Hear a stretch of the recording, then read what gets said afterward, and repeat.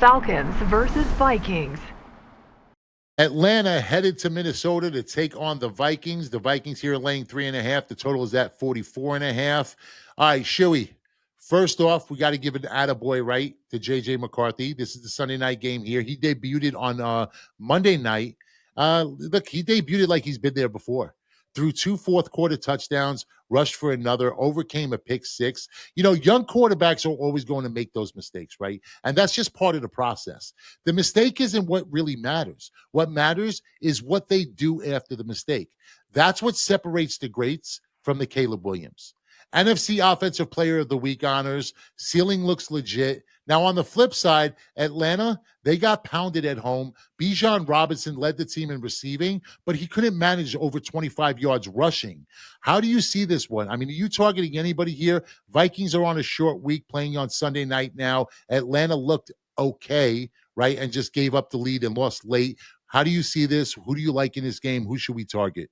Yeah, and the Falcons even had a chance to tie. Should have made a field goal to force overtime, but they, Young Hoku missed it, fail. You mentioned McCarthy. Not often do you see. I know he's not technically a rookie. For all intents and purposes, you never see a rookie in his first game have a fourth quarter comeback victory. He stepped in, looked like a gunslinger. I think he has that mojo. So what we see tonight, I actually do think McCarthy has an improvement from the get-go against the Falcons defense. I love him to air it out specifically more to the tight end. TJ Hockenson really uninvolved in game one against the Bears. But that's just because the Vikings couldn't get it going. All he saw was 3 catches, 4 targets, and 15 yards. That's nothing for Hockenson. I think in an offense with Justin Jefferson drawing so much attention, Hockenson's going to have to be a main guy. He has an over line again in this game. It's about 40 yards. I have it at 39.5. I'm smashing the over here. This is a free play I love. It might be my top free play of the week. It's TJ Hockenson over 39.5 yards. I love it so much. We'll give it a double. Book it. Discount double check. I mean, listen, it's safe to say they know who their number one is. At least until Addison comes back, they're going to have to establish a number two, right? So, but who did look good was this kid Naylor. So I don't know if they're going to look more towards Naylor or they're going to look to TJ. Listen, I'm always for tight end props as far as receptions go. I don't like to target their ATDs. I don't like to target their yardage, but I do like to target their receptions when they're in that area of 3.5 to 4.5. And I believe this one was. I did target it a little bit like a sprinkle on TJ Hockenson on Monday night as well, and he just fell short. I mean, he had 3 catches. The line there was 3.5, so I couldn't agree more. Look, and if you want to go that route, his line again is 3.5. It's juiced to the over, so you could bet both of those or go receptions. I like both. I just went yardage because I think he gets there on the yards. But yeah, I actually love both props in this. I mean, I'm just not a yardage guy, right? I don't think I think it's very difficult to project yardage. But, again, that's why you're the prop master. Now, I'm going to say this, right? So when I looked at this game, I was a little bit worried about the hangover. JJ made his first start on national television. He got the win. Now he plays another spotlight game. I told you guys, it was coming, right? He didn't look bad through the third quarter. I told you guys in the chat when we were sitting there talking during the game, right? I told you guys it's coming. He's going to put one drive together, and all of a sudden he's going to have that aha moment, and he's going to start to see the field, and he's going to start to trust his arm. And once he starts to trust his arm, Kevin O'Connell, the true quarterback whisperer, is going to start to trust in his quarterback. Well, it came, and of course the Bears went. Now, I don't really know what to make of the Atlanta Falcons, right?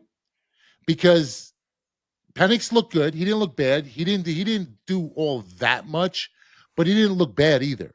And they were in a position to win. But you know what they say, right? Bad teams find ways to lose. Yep. Good teams find ways to win. So if the Atlanta Falcons found a way to lose, are they just a bad team? Right? So I don't know how to look at this. But the problem with this game, and this is the biggest issue I'm having with this game, and it's Sunday night. So of course, all of the degenerates in us are going to want to bet this game, right? After sitting here pounding beers and pounding, and pounding food and watching a full slate of NFL games, in comes Sunday night. But this has the makings of a rock fight. This has the makings of an ugly game. And, we're all going to pound it anyway because we're just fucking stupid. However, we probably should ease back and lay back. I'm probably going to err to the side of caution and stay away from this game.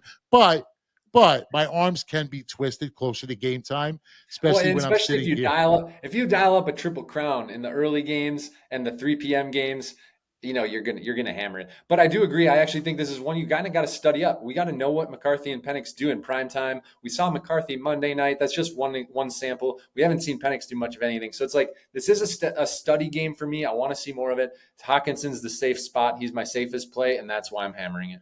Maybe I'll get to the window with you there. Maybe I'll just maybe I'll just sprinkle somewhere, put together like a ridiculous like 5 leg parlay, because I mean, for Christ's sakes, what could go wrong?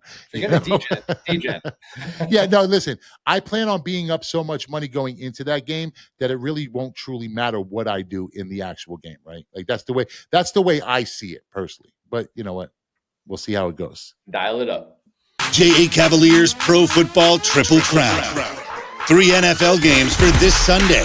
3 straight, 3 two-team parlays, 1 week, $99. His Pro Football Triple Crown must go 3-0 or the entire NFL season is free.